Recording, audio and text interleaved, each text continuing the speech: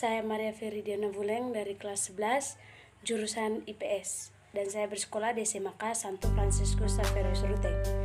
Baik, pada kesempatan kali ini saya akan menjelaskan tentang konflik sosial. Jadi, konflik sosial berasal dari bahasa Latin yaitu conflictus, saling berbenturan, bertentangan, berlawanan, dan ketidaksesuaian. Menurut M.Z. Lawang, konflik adalah perjuangan untuk memperoleh nilai, status, dan kekuasaan ketika tujuan pihak-pihak yang berkonflik tidak hanya mendapatkan keuntungan, tapi juga untuk menundukkan saingannya. Selain itu, menurut Sergio Secanto, konflik yaitu suatu proses sosial orang per orang atau kelompok manusia yang berusaha memenuhi tujuannya dengan jalan menentang pihak lawan yang disertai dengan ancaman dan atau kekerasan.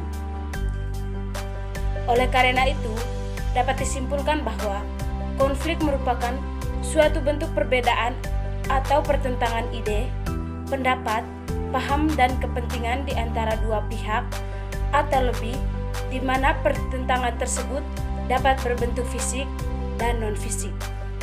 Berikutnya, kita akan menjelaskan tentang kriteria konflik sosial. Jadi, kriteria konflik sosial yang pertama itu melibatkan dua pihak atau lebih. Yang kedua, pihak-pihak tersebut saling tarik-menarik dalam aksi saling memusuhi. Yang ketiga, cenderung menjalankan perilaku koersif. Yang keempat, dapat dideskripsikan dengan mudah oleh para pengamat sosial yang tidak terlibat dalam pertentangan. Sebab konflik sosial. Suatu konflik sudah tentu tidak muncul begitu saja. Banyak faktor-faktor yang mempengaruhi terjadinya konflik sosial. Apa saja faktor penyebab konflik sosial? Simak penjelasan berikut ini. Yang pertama, adanya perbedaan kepentingan dan tujuan dari kedua belah pihak yang bertentangan. Kedua, perbedaan latar belakang kebudayaan yang berkaitan dengan individu atau kelompok. Yang ketiga, perbedaan ras, yaitu segolongan manusia yang memiliki ciri fisik yang sama. Yang keempat, perbedaan individu menyangkut perasaan, pendirian, gagasan, ide yang berkaitan dengan harga diri, kebanggaan, dan identitas diri. Yang kelima, perbedaan kepentingan antara individu atau kelompok, terutama dalam kehidupan ekonomi dan politik. Yang keenam, perubahan sosial yang berlangsung cepat sehingga mengganggu keseimbangan sistem nilai dan norma yang berlaku di masyarakat. Untuk bentuk konflik sosial. Konflik sosial sendiri terdiri dari beberapa bentuk. Berikut ini penjelasan lebih lanjut mengenai bentuk-bentuk konflik sosial dalam masyarakat. Secara umum, bentuk konflik sosial terdiri dari 7 bentuk, yaitu yang pertama, konflik pribadi. Konflik ini terjadi dikarenakan ada dua individu yang mana sedang mengalami sebuah masalah pribadi dan saling tidak ingin menyadari kesalahan masing-masing. Yang kedua, konflik antar kelas. Konflik yang terjadi antar kelompok ataupun individu yang memiliki masalah dengan individu lainnya yang berada di dalam kelompok atau kelas lainnya. Yang dimaksud dengan kelas di sini artinya sebagai kedudukan seseorang ataupun kelompok di dalam lingkungan masyarakat secara vertikal. Vertikal yaitu kelas atas atau kelas bawah. Berikutnya, konflik politik. Konflik sosial yang terjadi pada dua kelompok atau individu yang satu sama lainnya yang memiliki perbedaan serta pandangan berbeda mengenai prinsip dari masalah ketatanegaraan yang akhirnya berdampak pada perselisihan pandangan. Konflik politik ini bisa mengaitkan beberapa golongan-golongan tertentu dalam masyarakat hingga negara. 4. Konflik rasial. Konflik rasial merupakan konflik yang terjadi di antara kelompok ras yang berbeda dikarenakan adanya kepentingan serta kebudayaan yang bertabrakan satu sama lainnya. Konflik ini biasanya terjadi karena salah satu ras yang merasa lebih unggul dibandingkan dengan ras lainnya. Yang kelima, konflik internasional. Konflik internasional merupakan konflik yang terjadi dengan melibatkan beberapa kelompok negara dikarenakan adanya perbedaan kepentingan di dalamnya. Banyak sekali kasus konflik internasional yang terjadi berawal dari konflik dua negara, yang mana dikarenakan adanya masalah ekonomi dan politik. Lambat laun, konflik yang terjadi di antara kedua negara ini berkembang dan menjadi konflik internasional. Hal ini terjadi karena masing-masing negara mencari kawan sekutu yang memiliki visi serta tujuan yang sama mengenai masalah yang sedang terjadi. Berikutnya, konflik antar suku. Konflik yang terjadi karena adanya perbedaan di dalam kehidupan masyarakat serta antara masyarakat antar suku bangsa yang satu dengan yang lainnya. Perbedaan yang dimaksud adalah mulai dari bahasa daerah, adat istiadat, kesenian daerah, seni bangunan rumah, serta tata busana kekerabatan. Yang terakhir, konflik antar agama. Bentuk-bentuk konflik sosial antar agama merupakan konflik yang terjadi pada pemeluk agama satu sama lain. Dampak konflik sosial.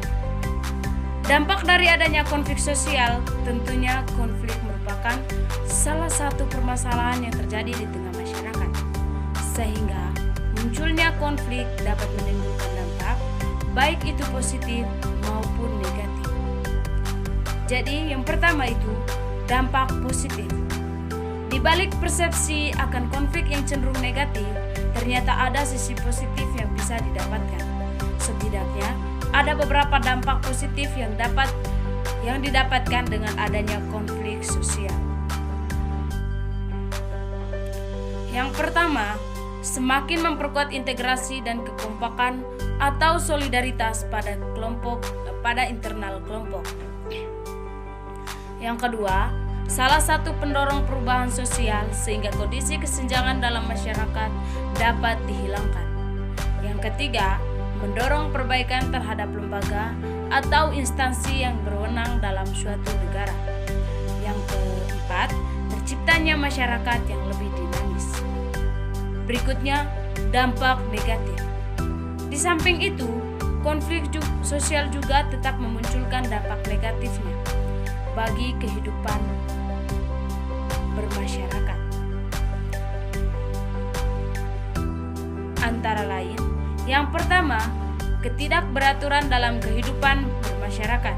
Yang kedua, mengancam nilai dan norma yang sebelumnya terbentuk dan telah diterapkan.